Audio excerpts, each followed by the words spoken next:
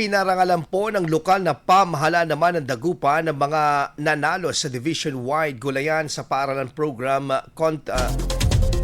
Containerized Garden Contest at Badang Dagupenyo, Best Implementer of Gulayan sa Tahanan sa isinagawang awarding ceremony.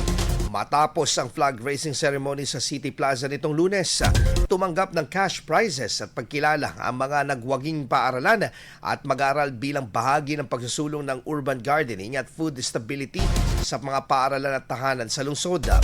Sa elementary category, Containerized Garden Contest, kinilala ang mga paaralan mula sa 8 distrito, kabilang na ang Maluwad Elementary School, Pogolasip Elementary School, Tebang Elementary School, Bunuan Bukig Elementary School, Sabangan Elementary School, Bolosan Elementary School at Pugaro Integrated School, kasama rin ang Caral Elementary School. Itinanghal namang overall champion ang Sabangan Elementary School, habang pumangalawa ang Caral Elementary Schools at pumangatlo ang Bunuan Bukig Elementary School.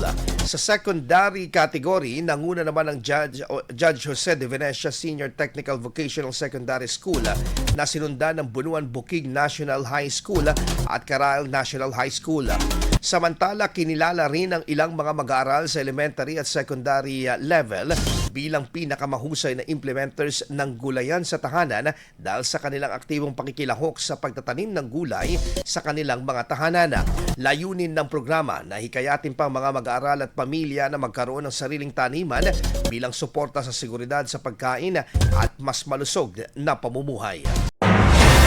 IFM News. IFM News. IFM News.